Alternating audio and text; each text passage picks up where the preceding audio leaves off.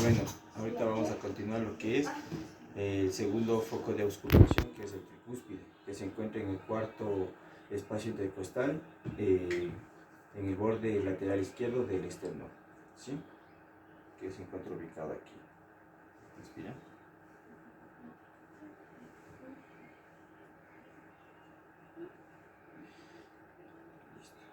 Listo. Se escucha claramente lo que es el ruido cardíaco del ventrículo derecho.